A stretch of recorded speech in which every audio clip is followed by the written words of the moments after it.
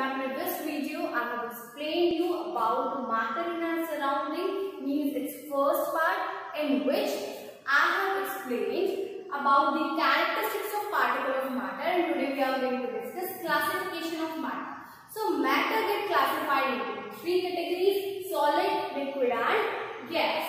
Got it? So today we are going to differentiate them on the basis of few properties. First, solid have fixed shape and fixed volume.Got it? अब इसका example कैसे, ये duster है हमारे पास, ठीक है, and in this duster क्या हम इसकी शेप को चेंज कर सकते हैं? नो, बिकॉज जो पार्टिकल्स, अब मैं हर एक कैरेक्टरिस्टिक के साथ आपको उसकी और प्रॉपर्टीज बताती हूँ, ठीक है। जैसे कि ये डस्टर है, सो इसके पार्टिकल्स क्या है, हाईली कंप्रेस्ड है एंड एक दूसरे के साथ बहुत ही ज्यादा अटैच्ड है, ठीक है, with a combining force with a strong intermolecular force of attraction. Make sure मैंने अभी कौन सा word यूज किया, intermolecular force of attraction, ठीक है। What is this intermolecular force of attraction? The force of attraction between the two molecules of this solid, ठीक है। तो ये आपका है fixed shape and fixed volume, चाहे आप इसको इसमें रखिए चाहे आप इसको कहीं और भी रखिए, इसका वॉल्यूम एंड शेप फिक्स रहेगा, ठीक है। अब अगर हम लिक्विड की बात करें तो मैंने क्या किया, आजकल थोड़ा सैनिटाइजर का फैशन चल रहा है, ठीक है, it's not the fashion, actually it's the basic requirement.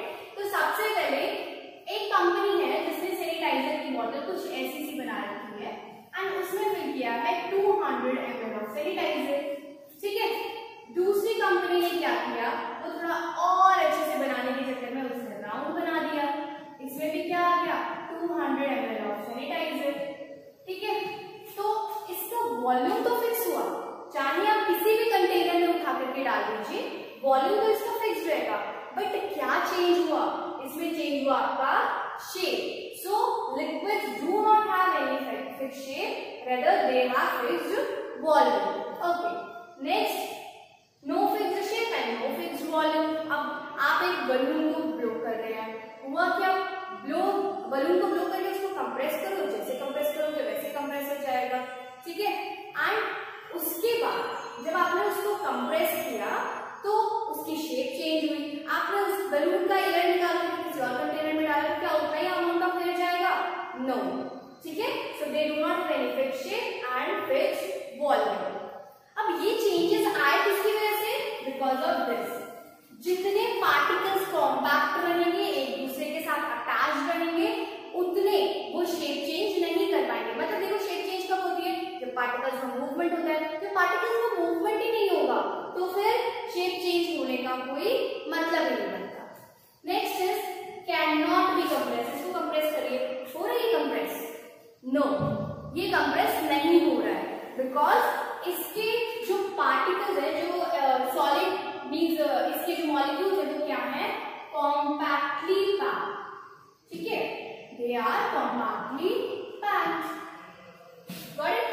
Okay, next one is liquid. Liquid can not be compressed much. अब लिक्विड को हम थोड़ा कंप्रेस कर सकते हैं, reason because they have less intermolecular force of attraction than solid, ठीक है। उसके पार्टिकल्स पूरे मूव करते हैं rather than solid. And gas की हम बात करें तो गैस तो इजीली कंप्रेस हो सकती है, मैंने अभी आपको बताया, इसका एग्जांपल बलून था। इसके बाद आता है हाई डेंसिटी। डेंसिटी का फॉर्मूला क्या होता है? गुड, मुझे आंसर्स आ रहे हैं कुछ। Yes, density is equal to mass upon volume. Means volume is inversely proportional to density. अगर वॉल्यूम इंक्रीज करेगा तो डेंसिटी डिक्रीज करेगी, एंड वॉल्यूम डिक्रीज करेगा तो डेंसिटी इंक्रीज करेगी।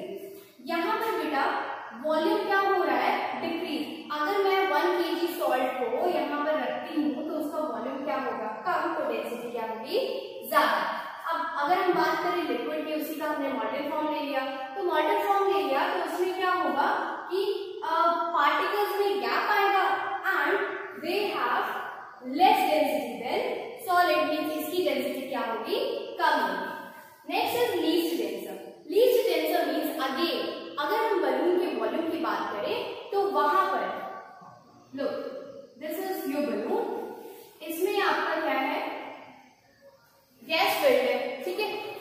वॉल्यूम पे कोई कंट्रोल नहीं है हमारा, ठीक है। तो यहाँ पर डेंसिटी क्या हो जाएगी, लीस्ट हो जाएगी, because density is inversely proportional to volume. इतना क्लियर हुआ? Good. Next is particles do not move. When particles have more intermolecular force of attraction, means they are compactly packed, then how they are able to move? That's why answer of this question is that they have higher intermolecular force of attraction. Their particles do not move. They are compactly packed. ठीक है? Moving next to liquid, particles are quite free. Means of course अब उसमें kinetic energy क्या हो रही है? Increase हो रही है. ठीक है? When later on I will let you know about conversion of matter, means interconversion of matter. उसमें भी same points आएंगे. ठीक है? तो particles क्या है इसमें? Freely move कर रहे हैं. उतने भी free नहीं जितने गैस से move करेंगे. कितने? Solid से ज्यादा, गैस से कम. Okay. And गैस के क्या कहने भाई? गैस तो particles एकदम completely freely move कर रहे हैं. अभी मैंने आपको example दिया था किसका? परफ्यूम का. किसी ने भी अगर परफ्यूम लगाया तो आपको इजीली उसकी फ्रेग्रेंस आएगी. रीजन, उसका रीजन ये होता है कि they easily get diffused and they later on pass through mixing with air particles. ठीक है? Next is they do not flow. अगर ये डस्टर है तो क्या इसके पार्टिकल्स फ्लो कर रहे हैं? नो. बट इसी की जगह आप अगर हाफ लीटर ऑफ वाटर को अगर आप रखेंगे तो उसके पार्टिकल्स क्या करेंगे? फ्लो करेंगे. ठीक है?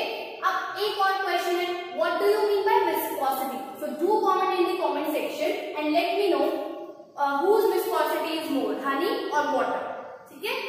Okay. Next is flow easily. अब इसके पार्टिकल्स एकदम फ्री है तो ऑफ कोर्स वो इजीली फ्लो करेगा. ठीक है? Next is kinetic energy. बेटा काइनेटिक एनर्जी और पोटेंशियल एनर्जी. पोटेंशियल एनर्जी आती है आपकी एक हाइट की वजह से. अगर इस डस्टर को मैं ग्राउंड से एक हाइट पे रख रही हूँ, दैट मीन्स इसमें क्या है? Potential energy, because formula is mgh having some height. What about kinetic energy? Kinetic energy means flow. ठीक है? So that flow means that kinetic energy is low because particles do not move. क्या इसके ये board के particles move कर रहे हैं? No. But when we talk about this liquid, तो liquid के particles move करते हैं, means they have kinetic energy more than liquid and less than solid. Next is kinetic energy of gas, which is the highest. Why? Because the particles move freely and they are able to, means they are easily compressible, they move freely and intermolecular force of attraction is least. Next is diffusion. Diffusion की अगर हम एक basic definition लें तो movement of particles from higher concentration to lower concentration is known as diffusion. This diffusion takes place in solid as well as liquid as well as gas. ठीक है? अब होता क्या है इसमें? किसमें डिफ्यूजन का रेट ज्यादा होगा? फर्स्ट पॉइंट अगर हम लें, मम्मा ने खाना भी बना लिया, चलो भगवान की थोड़ी पूजा कर लेते हैं. आपने क्या जलाई? अगरबत्ती जलाई. ठीक है भाई, अगरबत्ती जल रही है. ठीक है? आप बैठे हो यहाँ पर अराउंड 20 मीटर दूर. अब अगर अगरबत्ती अच्छे क्वालिटी की हुई तो उसकी बड़ी अच्छी खुशबू आएगी और बड़ी दूर तक जाएगी. बट अगर वो लोकल सस्ती सी हुई तो उसकी खुशबू यहाँ तक आकर के रुक जाएगी. Just an assumption. यहाँ जो इसके पार्टिकल्स, इसके फ्रेग्रेंस पार्टिकल्स हैं, वो किसके साथ मिक्स हो जा रहे हैं? एयर के पार्टिकल्स के साथ, एंड वो मूव कर रहे हैं.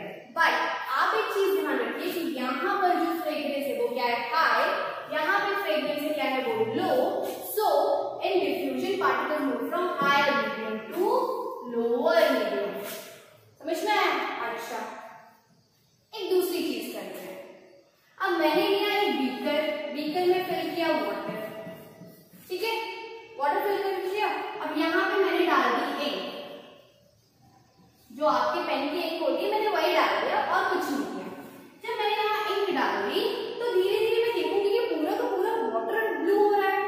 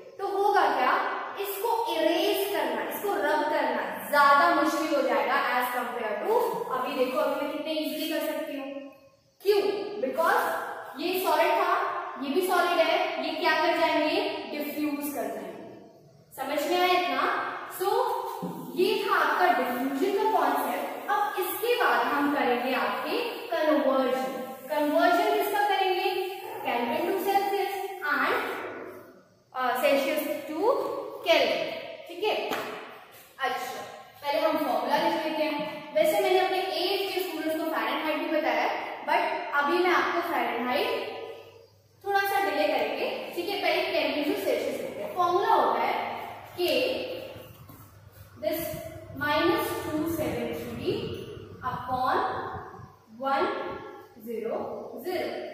is equal to degree Celsius upon में 100. So this 100 to 100 cancel. ठीक है, तो इसको तो हटा ही दीजिए, कोई फायदा नहीं. अब हम क्या करेंगे, एक कन्वर्जन करके देखते हैं. 298 केल्विन को हमको कन्वर्ट करना है इनटू डिग्री सेल्सियस. थोड़ा सा ध्यान दीजिएगा बिकॉज ये आपके एग्जाम में आएगा. ठीक है, सो 298 केल्विन ये वाला फॉर्मूला पुट करिए. ठीक है, 298 minus 273 is equal to degree Celsius. तो ये कितना आया, this 8 minus 3 5, 9 minus 7 2, this comes to be 25 degree Celsius.